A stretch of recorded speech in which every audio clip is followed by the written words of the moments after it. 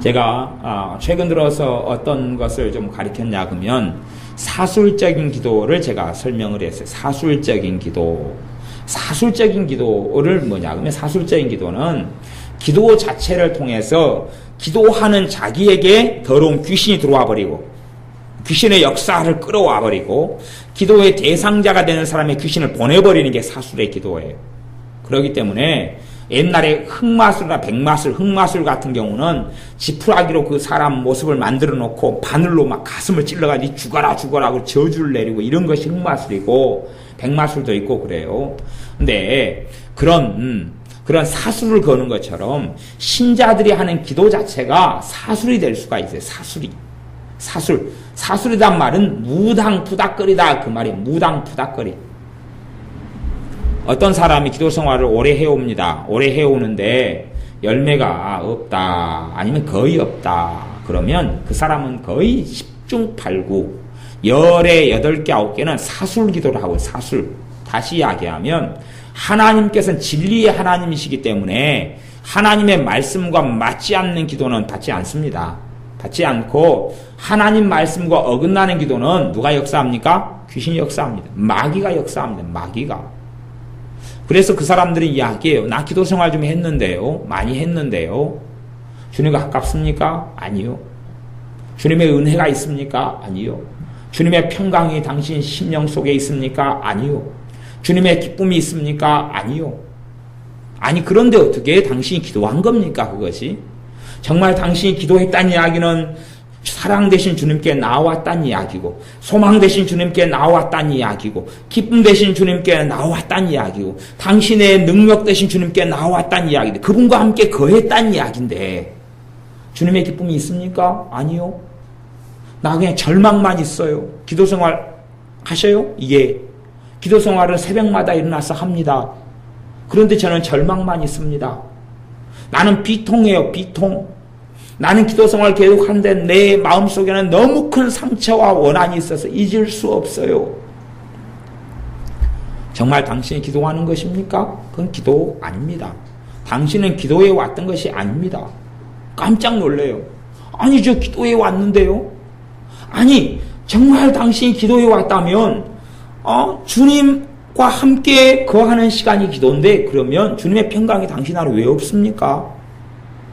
당신이 주님께 나간 게 아니고 마귀한테 나간 것 아닙니까? 당신이 마귀하고 기도라는 말이지만 함께 있었기 때문에 마귀의 것이 당신 안에 가득 찬 것이 아니겠습니까? 아니면 마귀의 것이 차 있던 것을 당신이 처리하지 못하고 더 강해져 왔거나 당신이 한 것은 기도가 아닙니다. 당신은 마귀를 끌어들이고 살았고 마귀를 당신이 기도한 사람들에게 보내고 산 것이 아니겠습니까? 사술의 기도라는 이야기는 사람을 조종하는 기도를 사술의 기도라 그럽니다. 사람을 조종하는 것. 사람을 조종하는 것. 기도를 통해 사람을 조종하는 것이 조종하는 것. 어떤 가족이 예수를 믿게 해달라 기도하는 걸 조종하는 게 아닙니다. 그건 하나님의 뜻이기 때문에 하나님의 뜻에 대한 뜻에 따라 기도하는 건 그건 잘못된 게 아니에요. 당연히 바르고 옳게 기도해야 되는 것입니다. 그런데 기도를 통해서 우리가 사람을 조종하려고 하는 기도가 있어요. 조종하려고 하는 기도는 사술이 됩니다. 남편 성질이 좀 고약해요.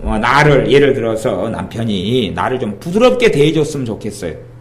그럴 수 있잖아요. 좀 딱딱하고 아내한테 일 갔다 와서 여보 오늘 유별나게 이쁘네 말을 한다거나 당신이 내 아내이기 때문에 당신의 남편이기 때문에 내가 행복해요 이야기한다거나 그런 이야기를 남자들은 거의 못하잖아요. 그러면 이제 그것을 여자가 간절히 원하는 경우는 남편을 놓고 그걸 기도할 수가 있어요.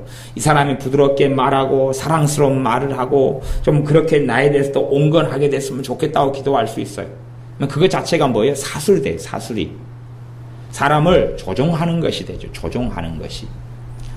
상대방이 기호가 그 사람 김치찌개를 좋아해요.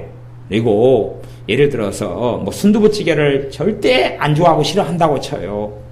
그러면 기도를 해요. 자기가 순두부찌개를 좋아하니까 하나님 아버지 내 남편이 순두부찌개를 좋아하게 해주세요. 사람을 조종하는 거지요. 순두부찌개를 먹게 해주세요. 그러면 이제 이 남편이 그 기도가 하나님이 응답해 준다면 얼마나 고문이겠는가 생각해 보세요. 먹기 싫은 순두부를 손이 갑자기 순두부찌개 해놓으니까 숟가락이 확 들어가가지고 먹기 싫은 순두부를 입에다 확 넣고 입이 막 씹고 있어요. 기도가 응답돼가지고. 그리고 막 고문을 당하고 있죠. 배가 너무 불러서 더 이상 음식을 못 먹을 정도로 배가 불러요. 그런데 이제 아내가 음식을 해놨어요. 남편이 배가 불러 못 먹겠다는 거예요. 기도를 해요. 아버지 하나님, 남편이 배가 터지더라도 내가 해놓은 음식을 먹게 해주세요. 그러니까 이제 하나님 응답이 와가지고 남편이 이제 손이 쭉 가가지고 그냥 해놨던 잡채를 해놨던 찌개를 막 먹어요. 갖고 배가 터져버려요.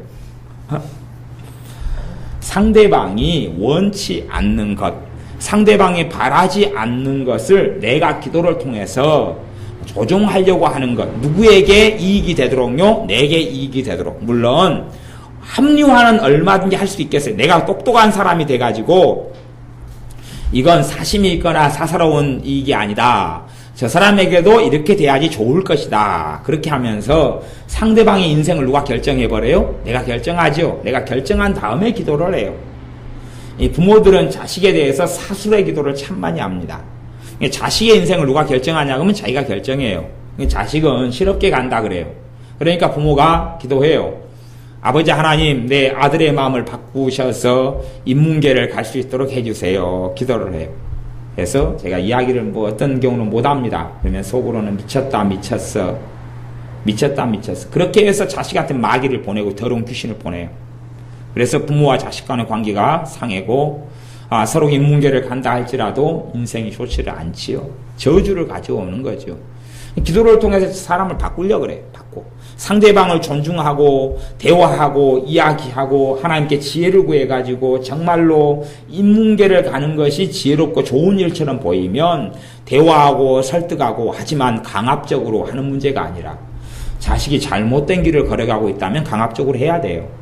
혼을 내고 야단을 쳐야 되고 하나님의 말씀을 가르쳐야 됩니다. 그러나 선택의 문제 같은 경우는 적절하고 지혜로운 조언들을 하고 그리고 선택할 수 있도록 기회를 주는 것이 맞는 것이에요.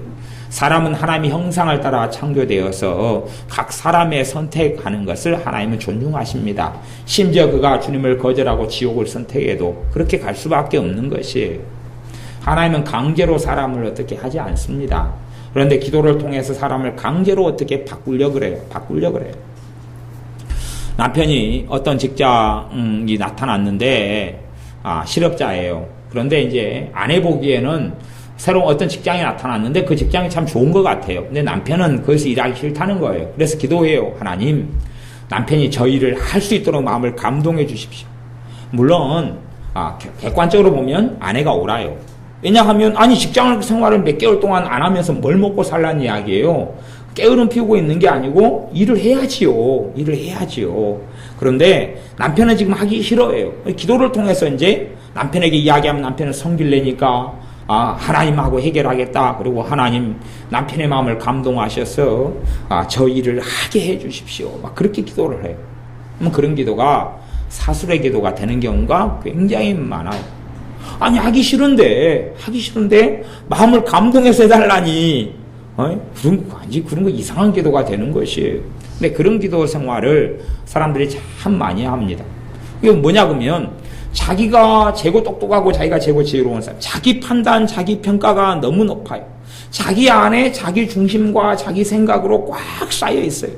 이게 하나님의 뜻과 하나님의 지혜와 하나님의 은혜가 들어올 자리가 없어요. 공간이 없고 자기의 생각, 자기 말, 자기 판단, 자기가 쌓아놓은 것, 그것들로 보고 판단하고 그렇게 살아가요.